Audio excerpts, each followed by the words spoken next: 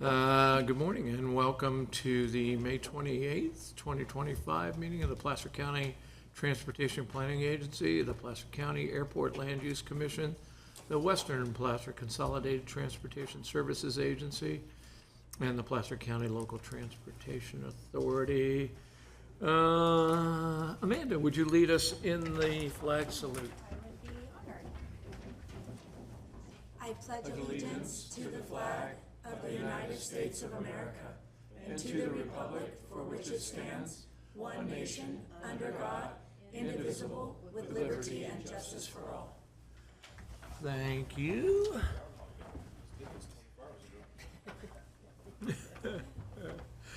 Sylvie, will you call the roll? Will do. Broadway. Here. Brown. Here. Burris. Cortez. Here? DiMattei. Here. Dowden Calvillo. Howdeshelt. Here. Jones. Here. Wilkins. Present remotely. Okay, we have a quorum. All right. Dan, we miss you. I miss you guys. And thanks for bearing with me with having to do a roll call because I'm Yeah. not at the meeting today. It's a rare thing. We had to do it last meeting for me, so hey, you know. All right. So Sylvie, would you read the meeting procedures? Yeah. Good morning, everyone, and thank you for joining us. Agendas are available on the back table here in the board chambers or available on the PCTPA website. If you'd like to speak during the meeting, please direct your comments to the board. If you are here in person, we ask that you come up to the podium as this meeting is being recorded. If you're joining us by Zoom, you can signal you wish to speak by using the raise hand button. If you are on the phone, press *9 and we'll call on people in the order requests are received. If you would like to comment on an item that is not listed on the agenda, please do so under public comment. The Brown Act requires the public have an opportunity to comment on every item on the agenda. We ask that you please keep your comments to 3 minutes and invite you to consider stating your name for the record this morning. Your time will be monitored. If you are speaking at the podium, a yellow light will turn on to let you know you have 1 minute left to wrap up. For those participating online, you'll hear a beep when you have 1 minute remaining. Thank you for your participation. Well, you know, you do have a voice of a voice actor, so should be considered in any voiceovers that we do on film. Mr. Click, can we have the agenda review? It won't sound as beautiful, but I'll do my very best. We do have a revised agenda, just so you all are aware. There's a secondary simultaneous teleconference location now due to Director Wilkinson's need to be remote. So that agenda was reposted with Dan being at the town of Truckee at the Truckee Airport Road location. That's the only change to the agenda, Chair. Yeah, thank you. All right, AB 2449. No action necessary relative to AB 2449. All right, that moves us to the approval of the April 23rd, 2025 minutes. Move approval? Second? All right, roll call. Broadway. Yes. Brown. Yes. Cortez. Aye. DiMattei. Abstain. Dowden Calvillo. Aye. Howdeshelt. Yes or aye? I don't know. Which you prefer? Jones. Aye. Wilkins. Yes. Motion passes. Thank you. You did that faster than I anticipated, so. And that now brings us to our first, or the opportunity for public comment. Persons may address, as Sylvie mentioned, persons may address the board on items not on the agenda. Please limit your comments to 3 minutes. Is there anyone who would like to take advantage? Oh, yes, non-agenda item? Yes, sir. All right. I brought some props. Oh, okay. May is bike month, right? It was. It is. It's not over yet. Hi, my name is Stella Greenhouse, and I live at 67 East Street in Lincoln. I've lived in Placer County a long time. Even when I lived in Folsom, my dad had a business at the Wells Fargo building on Harding Boulevard. I've chosen to live in Placer County because of the resources. When I moved back to Lincoln, or to Roseville at the time, I had just lost my Fortune 500 company job in a downturn after 14 layoffs. My company was tied with my car, my cell phone, my company credit card, everything. So we just had my husband, and we only had one car. And so I decided to ride the bus. I needed to go somewhere. I just couldn't sit home. Decided to ride the bus, and I saw the transit ambassador sign. At that time, my daughter was under 2, and I love to volunteer. I think that's really important. And so I joined Jeannie Gandler's team as a transit ambassador for City of Roseville. I did that for 3 years. She was actually very happy to have a person like me to join her team. And what I actually did was I just rode the bus. I had no job, I had a little child, and I just rode the bus to the library, I rode the bus to downtown in the commuter bus, I rode to Auburn, I just rode all over Lincoln, talking to people on the bus. So I know a lot about our transit system here in Placer County, and I'm very passionate about that, because it served me as a pastime, also just to get around at a time that I didn't have an extra vehicle. That being said, I believe that what I saw, my daughter's 15 now, 13 years ago, is almost the same exact routes that we have today, and that disturbs me. When I moved to Lincoln 2 years ago, I decided, oh my gosh, on E Street, there's a bus stop right across the street from my house. I'm gonna get my kids to school. I called the dispatch, I got the routes, I was told that the school tripper route, which is different now, is not the same one, and I bought many bus tickets for the first few weeks of school to find out that the bus did not pick up my children, that the principal was upset that they were there for 30 to 45 minutes after school. I have dark children. Parents are calling saying, why are there little kids on the side of the street not being picked up? It was very hard. I went to the school board frustrated as I was failed by our transit system. And I thought I did everything I could to make sure my kids could help get to school safely. That being said, it's not every day I need my kids to school. What I learned was, we just signed off on it. The city gave transportation to the county. So since then, I've spent the last 2 years trying to unravel where we're at today in Placer County for transit. That being said, I live in downtown Sacramento. There's a new downtown master plan. And we are, as a whole, dealing with a lot of transportation issues. I'm very well versed in them because over the last 2 years, I've dived into civic understanding to realize how do I help just my little household alone.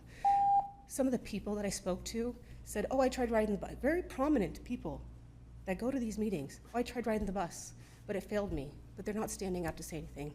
So I'm gonna leave with this. I think the downtown, or just the city of Lincoln, if we think of a wheel, which is a great invention, and you think about the outside to the inside, you can even say that this is downtown Lincoln, here are the outskirts of it, how do we get people to the middle? The same thing can be applied to this Roseville Galleria. If this is our hub, what's our circle, and how do we get routes to it? Yep. So when I met with Mr. Costa, I told him, just erase everything on that paper and start over. Our growth and our expansion is too much. Thank you for the time, I'll come again. Yep, thank you very much. Thank you so much. Appreciate it. your passion. Very compelling, and thanks for the constructive comments on that. And then on public comment on non-agenda items, we take no action, but your comments were heard. We'll move to the consent calendar for the Placer County Transportation Planning Agency, consisting of 9 items. Anybody want to pull anything off of this? Chair, I do. I would like to pull item I. Item 1? Wait,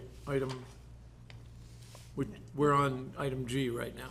Yeah, for consent calendar, right? Yep. But that's. Oh, yeah, just sorry G about that. So through there's 2 9. consent. Oh, There's okay. actually Yes. 3. Yeah, we'll have a consent calendar for Western Placer later. 3 But on the Placer County Transportation, these 9 items, anybody interested? Okay, any members of the public? All right, we'll take a motion on, I'll move approval of the consent calendar under item G, item G's 1 through 9. I'll second. roll call. Broadway, Yes. Brown. Cortez, Aye. DiMattei. Yes. Dowden Calvillo, Aye. Howdeshelt, Aye, Jones. Wilkins. Yes. Motion passes. great. Next, we'll move to the consent calendar for the Airport Land Use Commission. Consists of 1 item, approval of no annual land use commission fee adjustment for FY 25-26. Anybody want to pull that? All right, any member of the public? Take a motion. I'll move approval of consent calendar item H. I'll second. Broadway, Yes. Brown, Yes. Cortez, Aye. DiMattei, Yes. Dowden Calvillo, Aye. Howdeshout, Yes. Jones, Aye. Wilkins. Yes. Motion passes. All right. Something tells me this next consent calendar might want to be pulled, so. Next is the consent calendar for the Western Placer Consolidated Transportation Services. And Commissioner Cortez, Board Member Cortez would like this pulled, so can we have a presentation from Mike? Sure. Thank you, Mr. Chair and members of the board. Mike Costa. Just wanted to give a brief update on this item. This is a extension of an existing contract with a contractor that we use called Trinova to support our Western Placer Consolidated Transportation Services Agency program administration. We have actually had this contract with Trinova since May of 2022, and this has been extended a couple of times as shown in the staff report. And the reason why it's been extended with justification as a sole source is that there are some unique qualifications with Trinova to support the CTSA that are hard to find. A lot of the CTSA's activities, particularly in some of the administration of its marketing plan, which Trinova helped produce and helped support staff on the production and implementation of the CTSA marketing plan, have been, again, unique. And then the rate structure that Trinova has been very low comparative to other consultants of similar nature. And so that is why staff is currently recommending an extension of that contract. It is the intent that we would go out to bid next year. But this is an extension before this board for Trinova's contract for a fourth time. So, I just had a few questions because, and I apologize, I must have missed it before, since Matt was saying that that we've done this a large amount before. I only have my experience on Loomis, right? I've never seen such a large amount just on consent without prior conversation. So that's I just had some questions because I saw that the master plan was like 265,000, and so the language was just very vague and ambiguous. It was like market and other consulting services. So I just was curious, like, what have we already gotten for the 185,000, and what do we expect to get from another 80? And so, I mean, if you can just kind of give me a little bit of that. That was just for my own comfortability. Otherwise, I don't feel like I'm doing my job here. I don't want to just fill a seat. But if you could just kind of answer those things for me, I would really appreciate clearing that up. Absolutely. Happy to answer that, Director Cortez. So one of the products that was largely, and it was approved actually by this body a couple of years ago, was our CTSA marketing plan.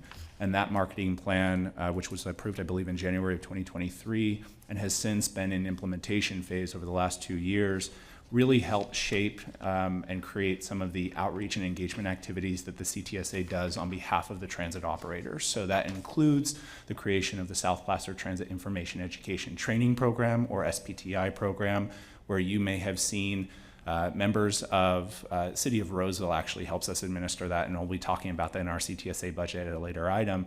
But you may see people in outreach and engagement mode in your different communities to promote public transit, bring awareness to the resources that SPTI has, which is a website, a one-stop shop website, which also was assisted creation-wise by Trinova. And then also some of the support that Trinova has provided to have been relevant to just general administration of CTSA items, so on-call staff support. Yeah, I think you answered because that was my question, is like, what is the scope of the outreach? But okay, thank you. And so just and I agree with you, Matt, that it's probably just as cost effective to do it this way rather than spend time. But just so that I know, what is customary? What is the threshold where we would put out an RFP for something like a contract like this? What is the I don't believe there's anything in our bylaws that say if contracts of X will, it is our common practice the vast majority of time in the 2+ years that I've been here to put things out competitively. And as Mike stated, this will go out competitively next year. next year? Okay. We have different reasons for why we can bring or recommend a sole source to the board. One of those can be sort of the unique services being provided. But as part of that, and we're in the process of updating those, there isn't a dollar threshold per Okay. se, right? It's more so for, but it is our policy the vast majority of time to essentially, put everything out competitively. Okay, Yeah, and not to do this. okay. Go ahead, Sylvia, I see you wanna, It's 10 to 50 typically, It's what? anything over 50. Is an RFP, anything over 50,000 is typically goes out?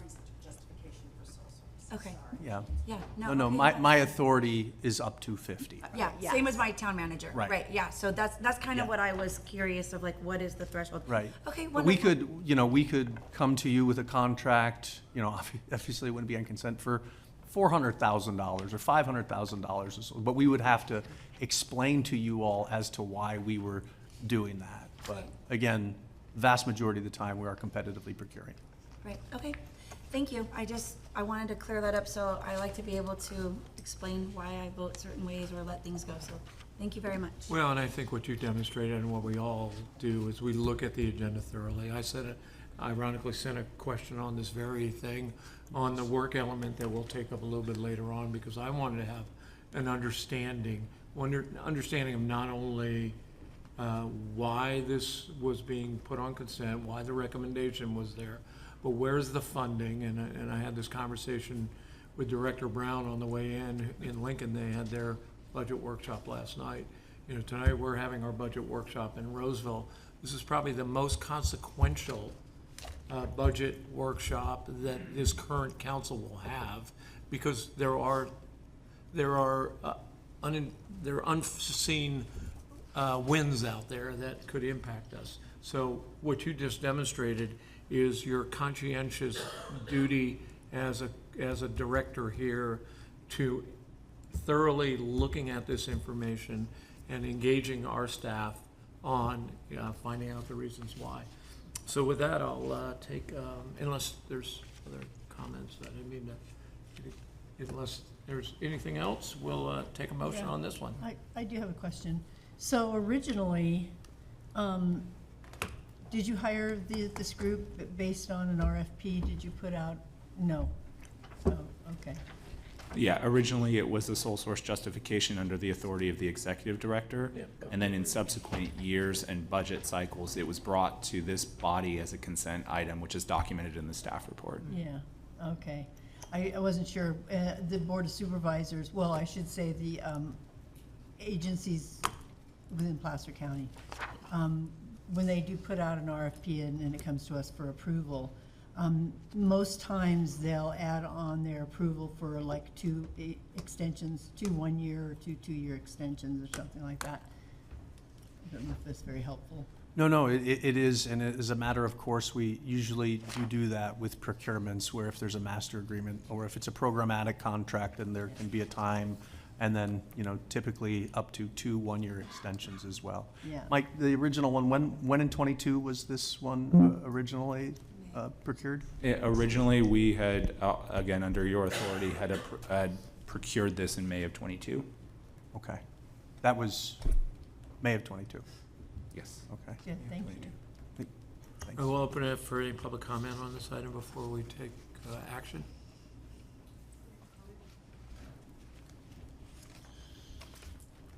Just because I'm present and heard the conversation, I think what I understood is that this is the 4th time of the extension, and that they're in charge of marketing plan, and they do oversee a training program, and it's really for the drivers of some sort, the operators, I want to say. I'm sorry, say that again. For the drivers, for the operators of some sort. And so I just want to ensure that as we extend this 1 more year, that we're holding them accountable for the work they're doing and not doing the same thing, right? We need to retain operators. We need to make sure we're attracting more operators. We need to make sure that we're fulfilling those positions. That's one of the things I dealt with in my problem. And so I just want to make sure that we hold them accountable this coming year. And competitive bids help that. Thank you. I agree. Great, thank you. Any other public comment? No. With that, I'll take a motion. Move approval. Second? Roll call. Broadway? Yes. Brown? Cortez? Aye. DiMattei? Yes. Dowden Calvillo? Aye. Haudashelt? Yes. Jones? Aye. Wilkins? Yes. Motion passes. Next item is,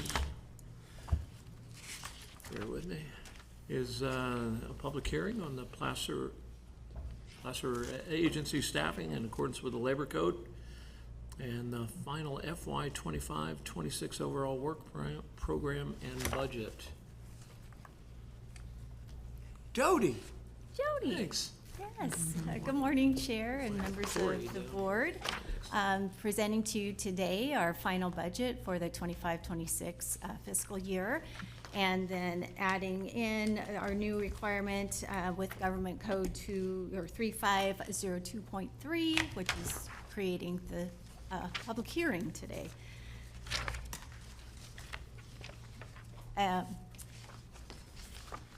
So on the staffing, we need to report out our efforts, our vacancies and our efforts to fill the vacancies. PCTPA did not have any vacancies this year, so there is really nothing to report.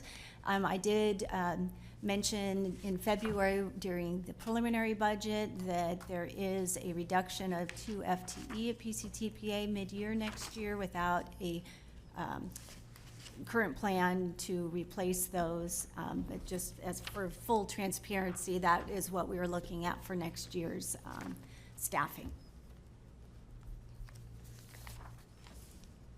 And our budget assumptions remain the same as they were in the preliminary draft that I presented in February. I do want to note that the 3% COLA that is added to the salary schedule is based on May's CPI, which has not been released yet.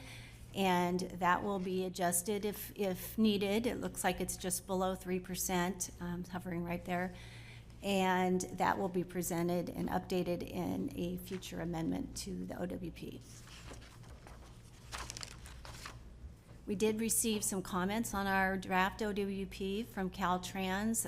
They were very minimal changes, some typos. They wanted us in the introduction section to mention that our master funding agreement was renewed in 2025 and that we do consult and coordinate our efforts with federal land management agencies on projects when needed. So that has been included in the OWP document. On work element 34, which is the Placer County Evacuation and Transportation Resiliency Plan, we did need to identify responsible parties for each of the activities within that work element.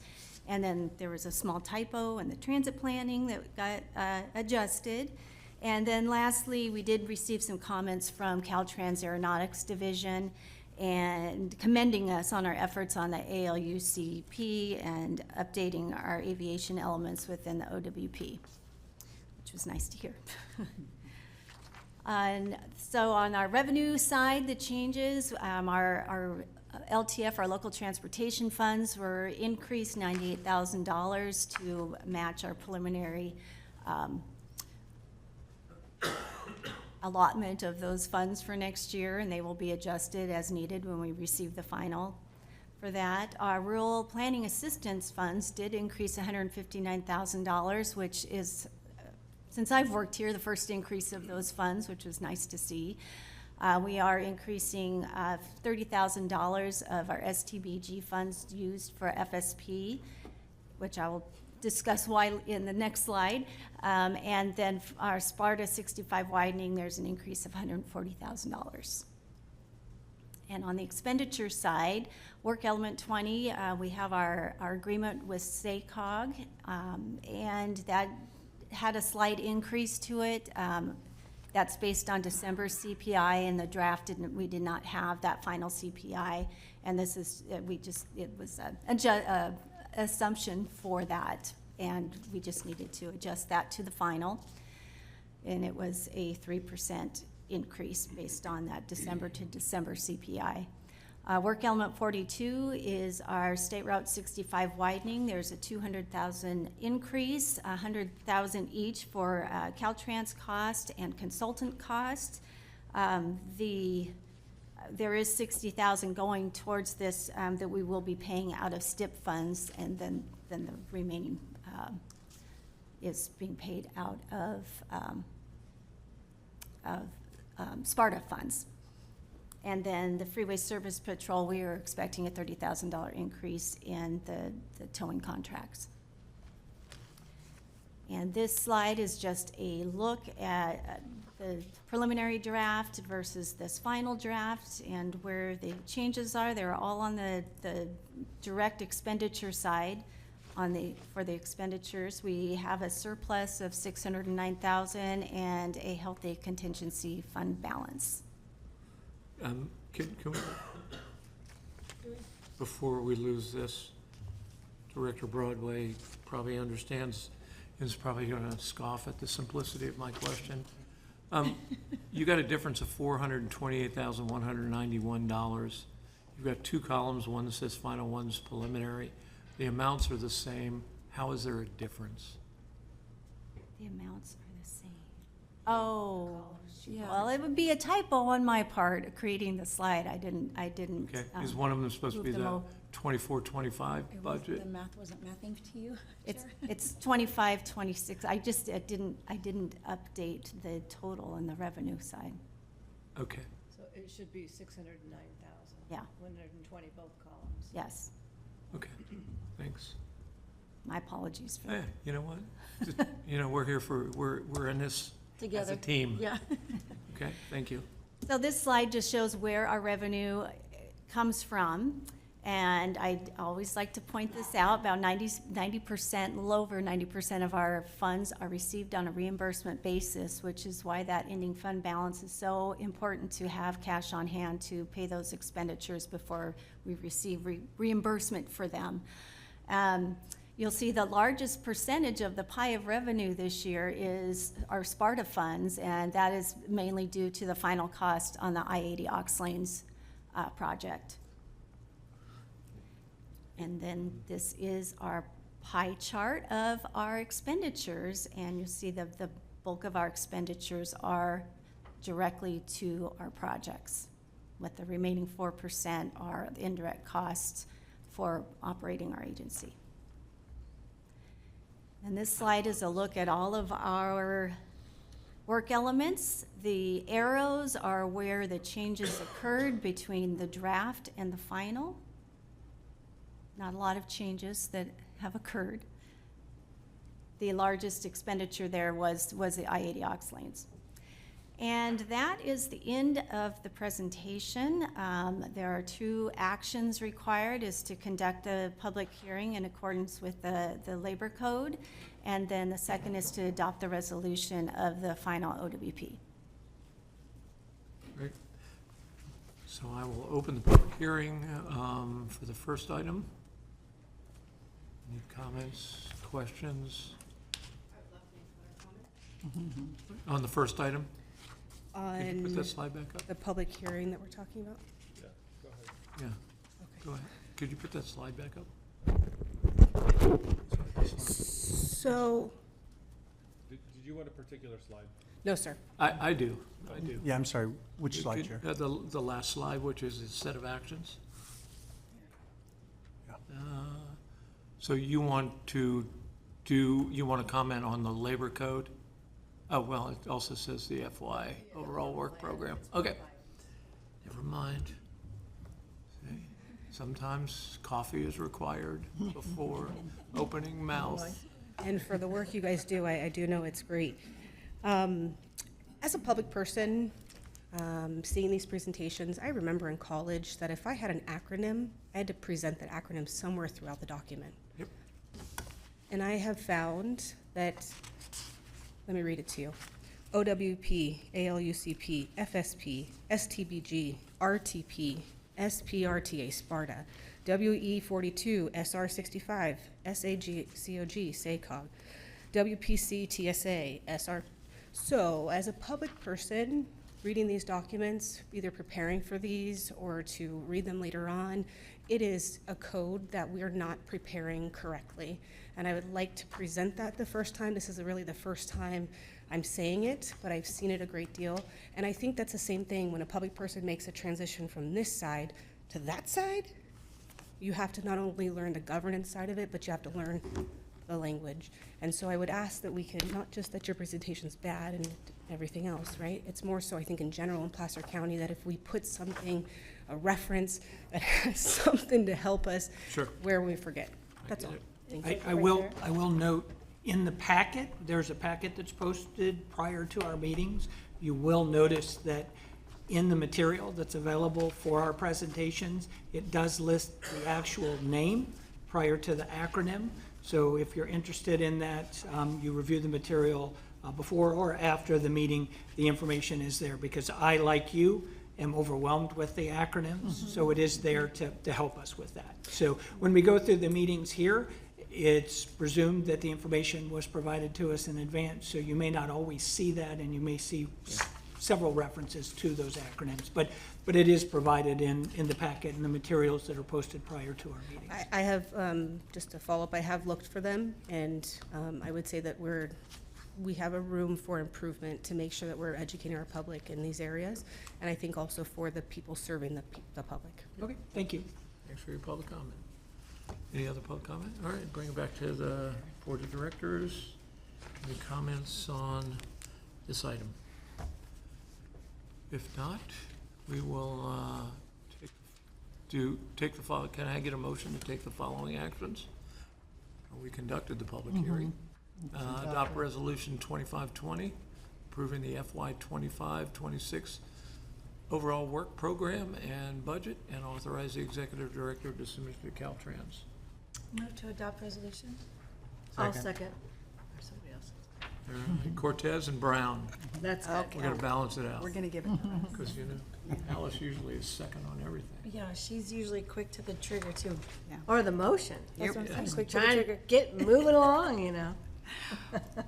Broadway, Yes. Brown, Yes. Cortez, Aye. DeMattei, Yes. Dowden Calvillo. Aye. Howdeshelt. Yes. Jones. Aye. Wilkins. Yes. Motion passes. All right, thanks very much, everyone. I mean, this is the most important document Yep. that there is, so. And I should have mentioned it in my comments, what I appreciate, and it goes to the item on the Western Placer Consolidated Transportation, is in each of these work elements, WE work elements, it gives a history. That's so important, because some cities have term limits, like Roseville.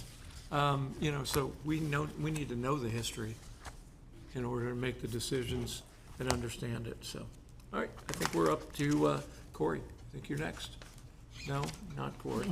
What agenda am I working off of here? Let me get the, Okay, Western. Western Placer it's draft budget. All right, Mike Costa. Information item. All righty, Give us your- Thank you, Mr. Chair, and good morning again, members of the board. This item, just for clarification again, is just a presentation item. There will be no action requested from the board today, but I would like to just walk the board through our preliminary budget for fiscal year 25-26 for the Western Placer Consolidated Transportation Service Agency, or CTSA for short. This is just an overview. This slide shows our anticipated revenues that are programmed for next year's budget for the CTSA. You can see that there is roughly $2.7 million in available revenues to support the CTSA for the next fiscal year.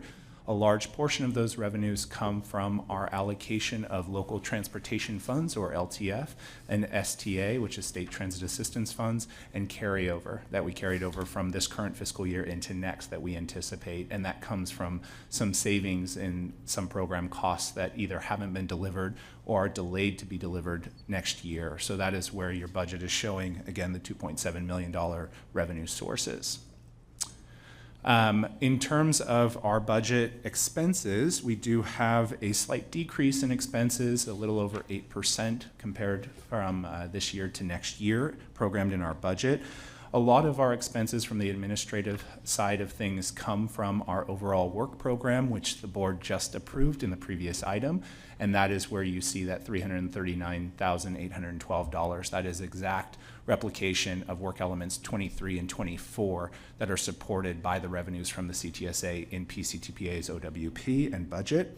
And then in terms of the next large budget item, which is outreach and engagement, that is $125,000, a little bit up from this current fiscal year into next due to continued expansion of outreach and engagement activities that the CTSA supports on behalf of our transit operators and transportation programs here in the South Placer region. So we are anticipating continuing to do more outreach, and hopefully you'll see again, more of us and our representatives for the CTSA in the community promoting public transit and its associated programs.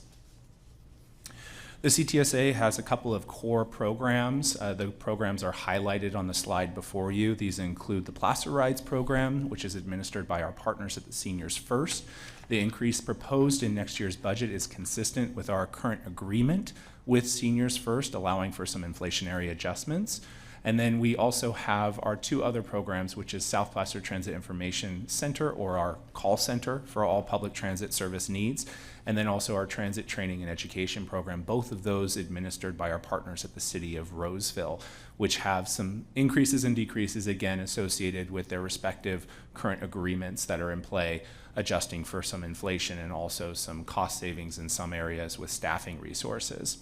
And then lastly, I'd like to note that there is a large budget item from this current fiscal year that is not carrying over into next fiscal year, which is our short-range transit plan, which we anticipate to be completed this fiscal year, and I will be bringing that item to the board anticipated next month. Our next program, which is administered actually by our partners at the County Health and Human Services Department, is our Placer 211 program. That is funding that we are proposing to continue to support the ongoing collaboration in bringing transit awareness and data collection efforts through the 211 call center for our transit planning purposes and our outreach and engagement activities.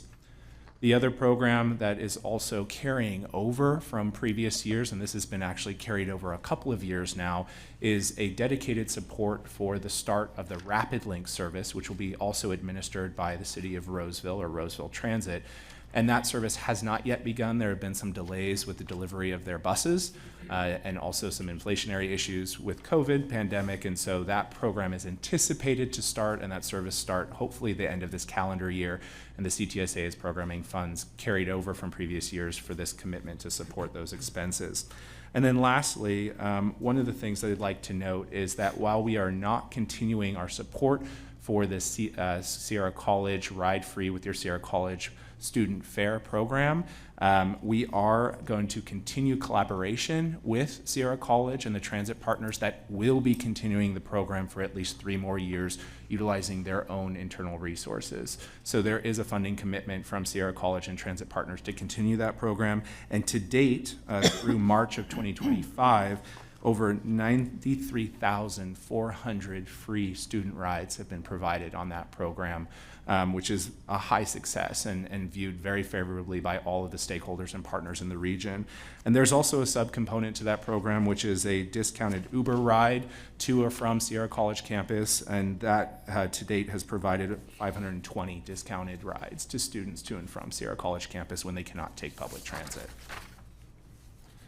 The next item, which is a new item, is our countywide bus stop facilities assessment. This really is an item, a project that was born out of our short-range transit plan and the planning efforts that we've recently completed with the comprehensive operational analysis that I brought to the board last calendar year. And really, this assessment is looking at aiming to do 2 things. One, it's to directly look at our bus stop facilities throughout the South Placer region and look at ways in which we can improve those facilities, whether we're improving accessibility to those bus stops, or also if we're going to be improving the amenities at those bus stops to encourage higher ridership on our transit services. And the second is really to have a planning document that provides further support and assistance for our member jurisdictions to use to point back to or refer if they're applying for grants, essentially for some of their sidewalk improvements or pedestrian infrastructure projects that are adjacent to these bus stops. They can point back to this document to look at, again, prioritized locations for bus stops improvements, even if they're not running transit services. If they're adjacent, this document may be able to support them. So I will be bringing actually this item and the scope of it to the board next month, but it is programmed in the CTSA's budget for support. And then lastly, there is also support for a Regional Americans with Disabilities Act, or ADA, eligibility platform for all of our transit operators, essentially considered a one-stop shop for ADA eligibility, that we are proposing to support in this budget for the CTSA on behalf of the operators, and they will be using an existing vendor called Spare, which is what Go South Placer microtransit service platform is currently being utilized for. This will allow for expanded capabilities to certify folks for ADA rides on our on-demand services provided through Go South Placer. So with that, I'd just like to note that our overall operating budget, our contingency is around 20% proposed for next year. This budget was developed concurrently with our Transit Operators Working Group, or TOG, which met both in April and May and recently approved it just yesterday. And then our final CTSA budget will be brought back to the June board for approval on consent. And we will, of course, note in that consent item if there are any minor changes or adjustments to the presentation and the budget that was presented to the board today. With that, I'm happy to take any questions. Great. Any questions? Just quickly, on the Sierra College transit program, Sue, how are we ensuring, given that program is providing the transit solutions that are needed by our students there, and it's also addressing some of the congestion challenges we experience on both Rockland Road and Sierra College Boulevard, because it's taking that traffic that would normally be incurred with that movement.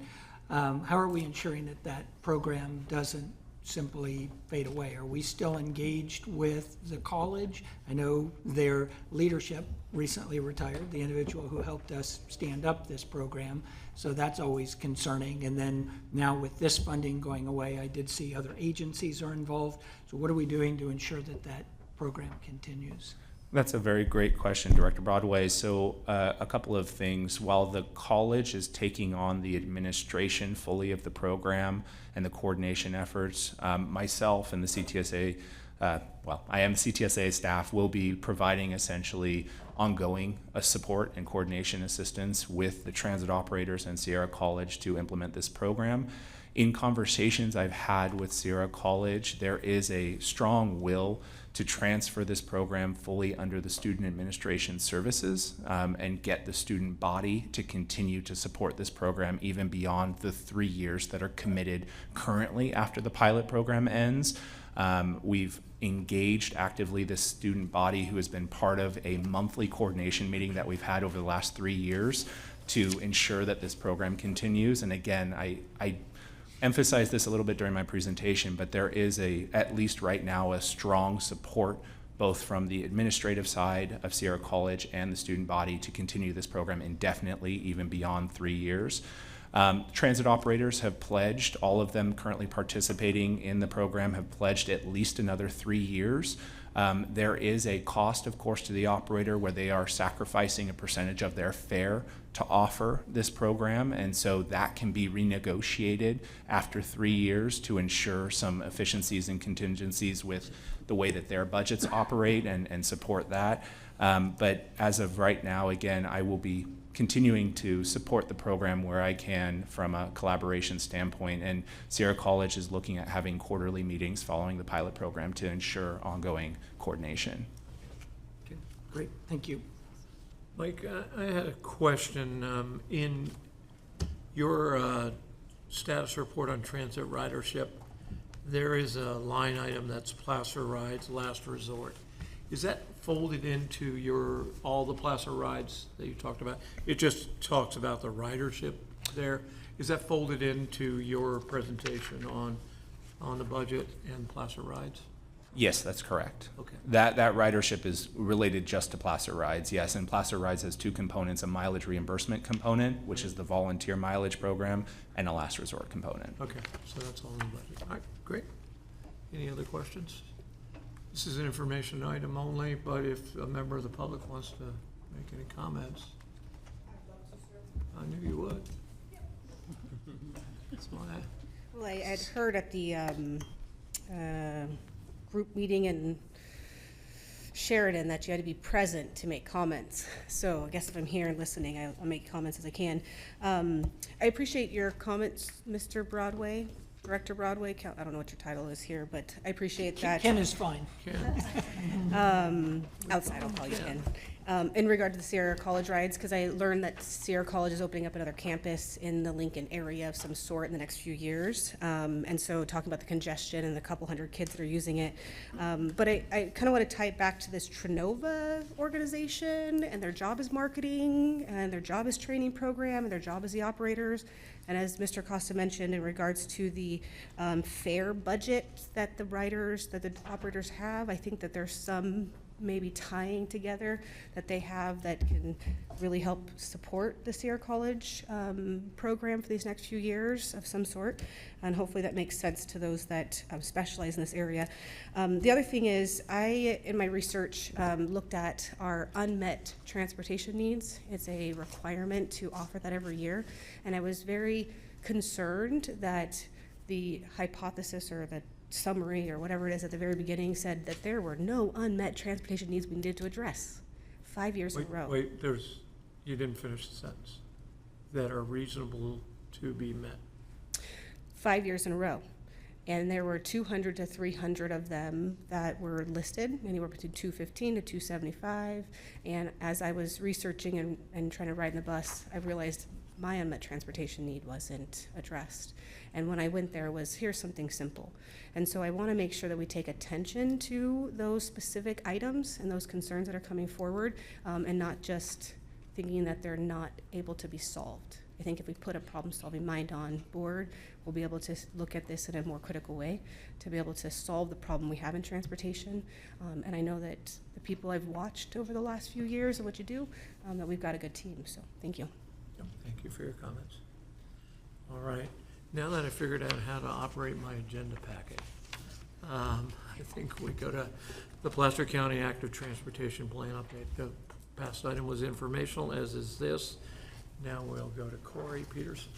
Great, thank you, Mr. Chair. Good morning, members of the board. Corey Peterson, Senior Planner. So this is, as the chair mentioned, this is an informational item only, but I wanted to bring this up to the board just because it's been a while since we've really talked about our countywide active transportation plan. And in fact, I believe the last comprehensive presentation on the plan was last year when we awarded the contract to our consultant team.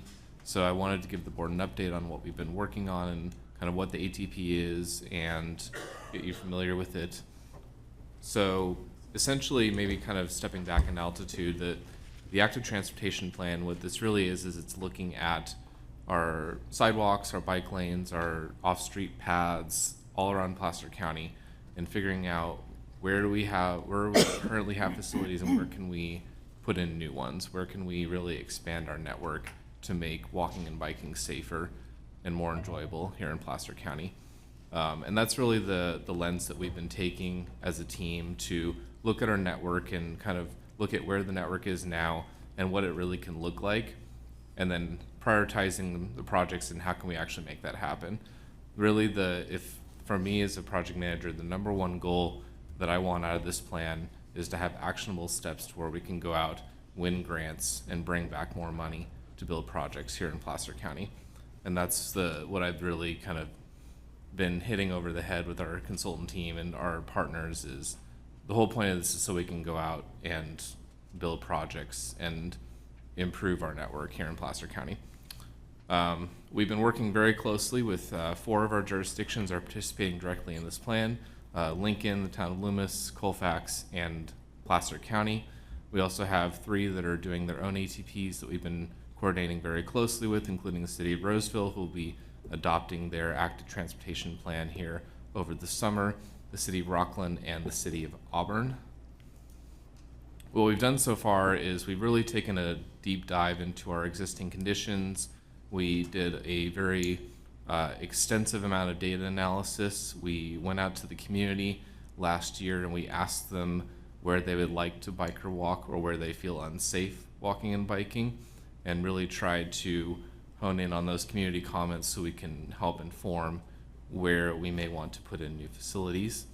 And then what that all resulted in was essentially a draft recommended network that's out for public review right now, which I'll get to later in the presentation. But essentially what this is it's a recommendation of where we could put in new bike lanes, we could put in new sidewalks, we can put in new off-street paths. And for the biking network, we really tried to focus on how do we make the network safer for, not just, bike riders that maybe go for century rides and are riding out on our country roads out in Placer County, but also kids that need to get to school, seniors that need to walk to the grocery store, and we try and make it, kind of think of it through that lens. What we're really looking at is how do we identify those connections. We want to provide options to people to reduce the amount of out-of-network travel. I mean, Placer County is very suburban. There's a lot of very circuitous streets with a lot of high-speed arterials that connect them. So to the extent that we can, how do we make direct connections, reduce out-of-direction travel, and also reflect the needs of the community? And so that resulted in our recommended network. This is just a screenshot showing Lincoln and part of Loomis and what it looks like, and the varying colors represent different types of facilities, and recommendations span from off-street paths, bike lanes. We have some recommended separated bike lanes, which are separated by delineator cones. This is all available on our website. It's at pctpa.net/ATP. We are currently taking comments on this network now from the public, and we've also been out in the community at pop-up events all around the county. We were up in Auburn. We've been to a farmer's market in Lincoln. I'm going up to Tahoe City next week, and we'll be doing a couple of live virtual workshops as well in mid-June. I encourage the public to go to our website, take a look at our map, and see what we're recommending and make comments on the map. So what's next? Once we do our community outreach, we're going to be looking at how do we package these projects and prioritize them for each jurisdiction, but also countywide.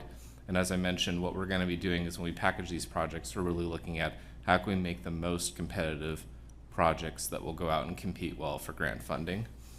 And then we'll be identifying supporting programs like education programs, enforcement, safe routes to school, and then developing a funding and implementation guide that looks at what grants would be appropriate for each project. Oh. I'd be happy to take any questions. Questions? I have one. In your outreach, you talked to the county, right? Placer County? Yes. Okay. We've been working very extensively with Placer County staff. So at SACOG, we have something called mobility zones. And at the May 15th, I wasn't in attendance, but I provided some comments because it looked like one of their proposed mobility zones was either the same as our Highway 49 sidewalk closure plan or not.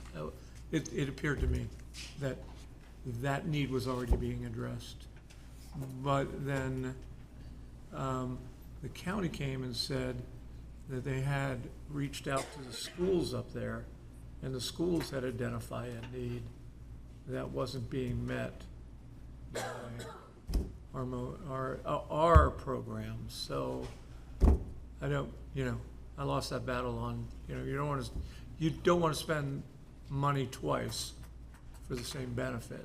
So right. I just wanted to make sure that we were in contact through maybe the transit working group or someone with the county on this Highway 49, so that we knew we were meeting all the needs up there through our active transportation. And I think to that end, the mobility zone that SACOG is really focused on is really that North Auburn piece, not so much the Highway 49 corridor, but more in that North Auburn part. Yeah, So I think there might be a little bit, but I think. No, I appreciate that, right? Yeah. But my embedded in all that rambling was the question of how closely we're working with the County Department of Public Works. Yeah, so we are working very closely with Placer County Public Works. We've been working with the staffs of all the jurisdictions, but I would say probably more than anybody, we're working even closer with Placer County. One of the things I didn't mention in the presentation is when we developed our network of all these various bike lanes and sidewalks, we had meetings, in some cases several meetings with jurisdiction staff, and we went through every single one of their concerns and every single one of the facilities, and in particular with county staff, they've been extremely helpful in the success of the plan. So we've been coordinating very closely with them. Right. And just my philosophical comment on mobility zones, kind of what Alice was talking about. Some people, and we found this in the city of Roseville, some people move to an area for the rural lifestyle, or in the city of Roseville, when you try to put a sidewalk in, they go, hey, wait, we didn't sign up for that. We don't want sidewalks. We don't want curbs and gutters. So, anyway, that's more of a philosophical point of trying to change lifestyles by, right? Oh, okay. I'm sorry, this is an information. Is there any other comments? All right, this is an information item, but we do love to hear from the public. All right, look at this. In that budget, there was more budget put out for community outreach, Yeah. and that was explained. And so we talked about doing a second round of community outreach. But I think we've done a lot over the last few years, and if we dive into the weeds of the responses we've already gotten first, that'll really help us understand if we're meeting some of the plans. And it is tough when you have a plan and then you get ideas that cause you to tweak that plan and you have to work hard to fix it again. But I think it really pays in the long run, especially when we come to transportation. So I want to just bring in the fact that we have gathered a lot of information already. Your team has done a lot of work in getting out in the public. I saw a lot of you at the meetings. And so rely on some of that information we've already gathered as we look at making some plans that are for long term. Thank you. Thanks for your comments. All right, that brings us to our executive director's report. Well, good morning, everybody, and thanks so much. Could I get the next slide? Whoever's got the clicker, thank you. Obviously, just starting off, a bunch of us were at Cap to Cap. Not all of us got Ebola, some did. It was quite a trip. So for those of you who are recovering like me, I hope you're in better health. It was, the entire transportation team went down. So we'll have to do something different. But there was a lot of actual business conducted. I attended all of those meetings that you see up there with Congressman Kiley, Senators Padilla and Schiff, Senator Cortez Masto out of Nevada. For the first time, we really reached out to Nevada.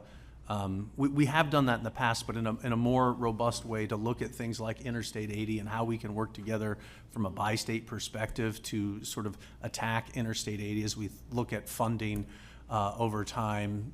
One of the things later down in my report is the fact that we'll be doing a ribbon cutting on the I-80 aux lanes. And really that's in June, and that'll be probably one of the last chunks of funding for I-80 in the near term. So coming up with different strategies by working with Nevada, looking at the freight distribution, to go back and seek more grant funding to improve that critical freight corridor and highway corridor through our community is really important. And Jody moves through something fairly quickly in her OWP presentation about revenue. Maybe you caught it, but 33% of the revenue that came in was grant funding. And I point that out to, one, say thank you to our staff, because that is not money that is guaranteed. That is not us sitting back in the office waiting for sales tax revenues or LTF to roll in and then redistribute to our member jurisdictions. That's us going and fighting and competing and bringing money home. And 1 out of every $3 that we have to spend in this community is a direct result of the hard work of the team. So I want to publicly acknowledge them for that great work. Part of that is things like Cap to Cap and getting out there and doing the relationship stuff to sort of bring this money home. We also did talk about federal transportation reauthorization while we were there in DC, specifically with Kiley.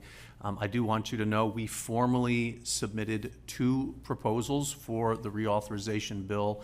Number 1 is to reinstate suballocation of federal dollars to RTPAs. You will be aware that prior to my onboarding in 2021 into 2022, there was federal corrective action which took away PCTPA's ability to have our federal dollars in STBG and CMAQ suballocated directly to us. That's roughly about $10 million a year. what was confusing in all of that for a lot of us is that was perfectly legal for a really long time, and it wasn't until the 2016 authorization bill, federal bill, that suballocation based on population was no longer allowed, and then that corrective action followed, and we then lost our ability to get that suballocation. So just because those are the rules we're operating under right now, and working in partnership with SACOG very well under those rules right now, doesn't mean those have to be the rules moving into the future. So we have asked that we would like our rights back to get our federal dollars directly passed through to us. Not only would that impact PCTPA and the other RTPAs that are not part of MPOs in California, but it would affect regional planning agencies all over the United States because it's a federal bill. And I think I fully believe those of us and our directors who are in the community know best how to spend and allocate those transportation dollars in the community. So that was one proposal. The second is what's known as the Defense Access Road Program, or DAR. There's a lot in that. This is a Department of Defense funding program for infrastructure, and it has certain limitations on where that DoD money can be spent. We're looking to expand that definition of what a DAR program could be so we could seek funding for State Road 65 due to essentially the 3,500 to 4,000 members of Beale Air Force Base who commute in that corridor every day and face extreme congestion when they are trying to fulfill their mission of national security. So we have put that forward as well. So those are the two large programmatic reauthorization programs, proposals we have submitted via Congressman Kiley for reauthorization. Right now, they are not taking project requests inside of reauthorization, so they're not asking for what project or project list would you like in this federal bill. That's why these are programmatic in nature. And I think the most appropriate for PCTPA to support and sponsor. Grant activity, as I said, this is something that's really near and dear to us and the revenue. You've heard me report out many times, we're monitoring the build grant. We did that as well while we were back in DC. I will say that I lived there for 3.5 years. I go back 3 times a year. I've never seen that town on such edge. And also the fact of the matter is there's not a lot to know right now because it changes not just daily but hourly. So we're continuing to keep a beat on it the best we can, but it's just going to take some time. As I've reported in prior executive director reports, the administration and the USDOT is working through 3,200 Biden-era grants. We may be behind that. They may choose to take this fiscal year's grants, including our build, and look at them in parallel. We honestly don't know. I can't tell you right now that I know. What it did reinforce for me, though, is the fact that we absolutely have to solve these problems for ourselves. We've got great support in the congressman and good federal partnerships, but we sort of have to be the masters of our own destiny here. I will point out there's one new grant application on that list of 3 Regional Infrastructure Accelerated Grant.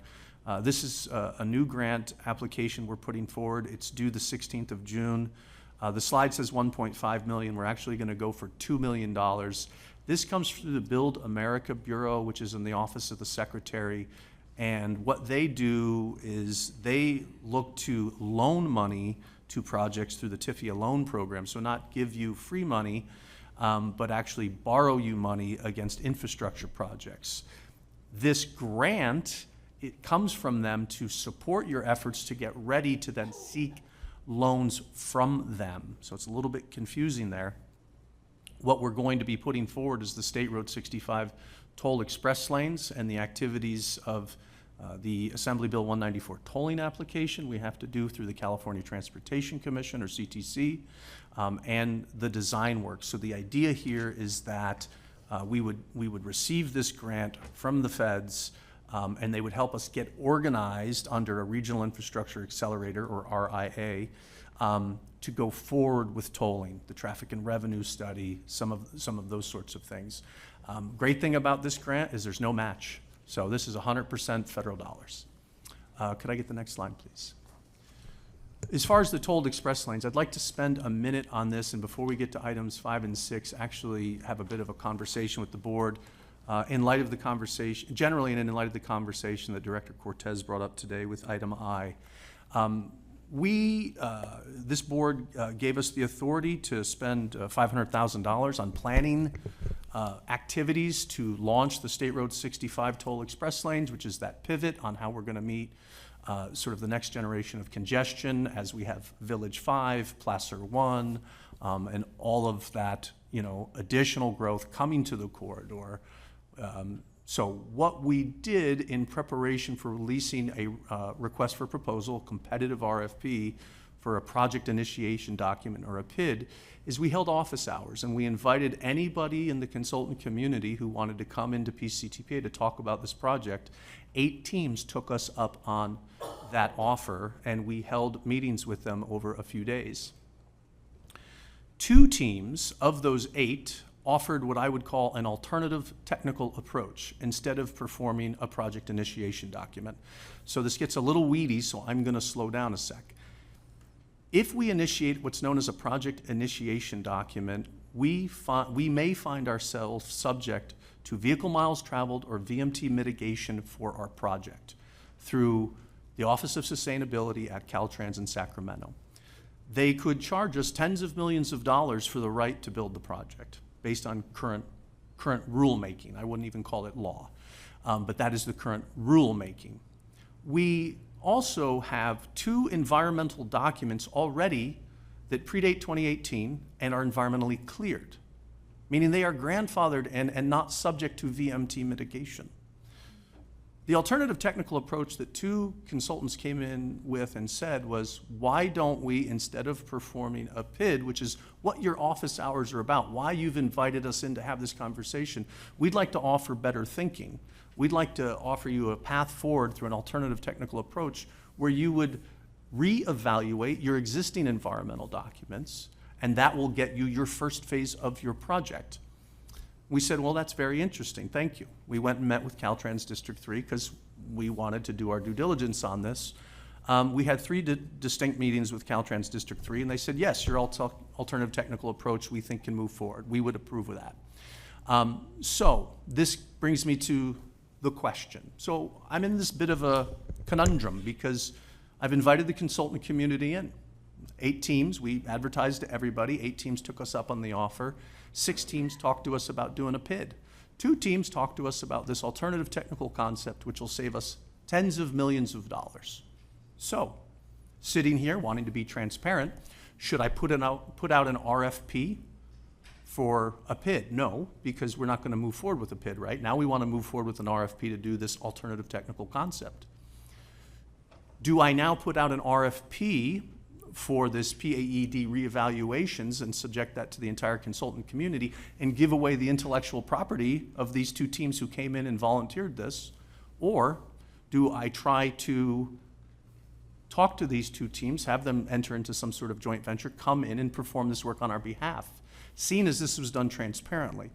I would offer to the board of directors, it is my opinion that I should look to work with these 2 consulting teams who brought forward their intellectual property, brought forward this alternative technical approach, which will save us tens of millions of dollars and at least 2 or 3 years of schedule, and try to negotiate a sole source contract with them. Now, in light of the conversation we had today, I don't want to burn 6 weeks of time and come back to you all in June, and you don't feel comfortable with that arrangement. So the question before the board is the board comfortable with me trying to negotiate a sole source contract with these 2 firms, understanding that that is going to be more than $80,000. It'll be hundreds of thousands of dollars in work. I feel that we've been completely transparent. I feel that this has been an open process to the entire consultant community, and I have no issue with that. But I would like to see the board's direction on this before we move forward and bring something to June. Mr. Chairman, I have 2 questions. Yeah. First, probably the same too. First, you were thinking hundreds of thousands. Could you maybe be a little more specific in the amount? And you authorized me to have up to 500,000 of Sparta dollars. Okay.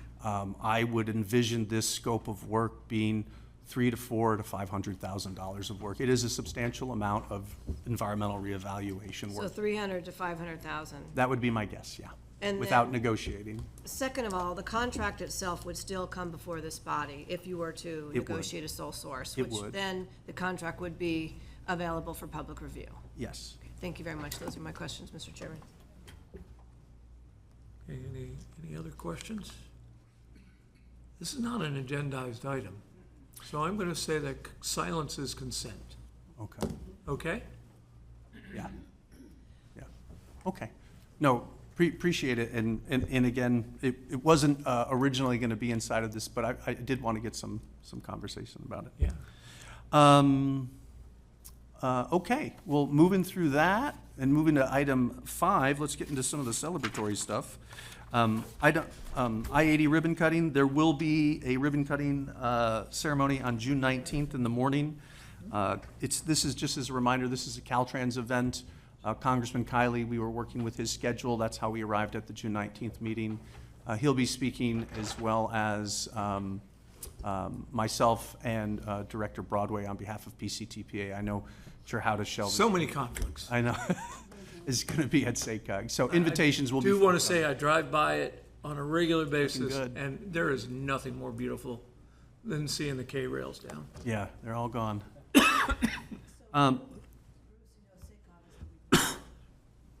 SACOG is the week. Well, I think I had a different conflict.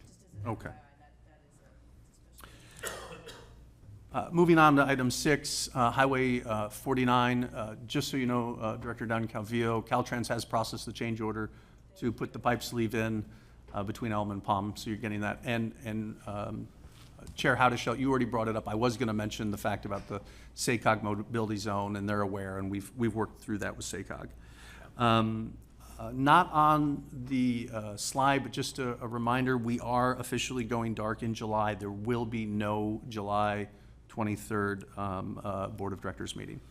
And just as I close, I do want to take one moment and acknowledge that Corey on our staff passed his American Institute of Certified Planners test. He is now an AICP. And that, if you're not a city planner, that's a big deal. And does that require a haircut, or? What would we do? Maybe grow it out. Maybe grow it out a little bit. No, but Corey, congratulations. That's a very it's a prestigious professional milestone. We're really proud of him. Absolutely. So, and with that, I'll end my comments. All right. The Board of Supervisors meeting will return soon, evidently. All right, well, that concludes the Executive Director's report. Is there any Board Directors or staff? Mr. Chair. Yes. Matt, I would just ask that we monitor AB 266. AB 266 will allow for advertising opportunities and sponsorship for the Freeway Service Patrol. So subject to passage, we reviewed that yesterday in the ledge discussions in Sacramento with the Assembly member who's the head of the Transportation Committee, and they do project that moving forward successfully, given we're projecting increases in our costs for the Freeway Service Patrol. Anything we can do to help manage those costs. And so that appears to be subject to approval and opportunity, where there can be specific advertising on the units that provide that. And given the impact that has for safety for those who encounter issues on our highways and interstates, the highway patrol members, as well as other traffic, I think it's important that we look to maintain the program, but also look at ways that we can control the costs. And this appears to be an opportunity. So if we could just monitor that, I'd appreciate it. Absolutely, Director Broadway. That's wonderful. We had State Farm was the Road Rangers sponsor in Georgia and Florida, and it was a great partnership. Yeah, and then that paid was for one it. of the references is outside of California, many of those Freeway Service Patrol programs are sponsored. Yep. Which I could see the insurance agencies wanting to do that. Yep, Okay. they love it. Perfect, thank you. Right, in your packet are a number of informational items. The Technical Advisory Committee meeting, capital corridor performance, ridership performance, and other things. Urge everybody to take a look at them, and with that, we're done. We're adjourned.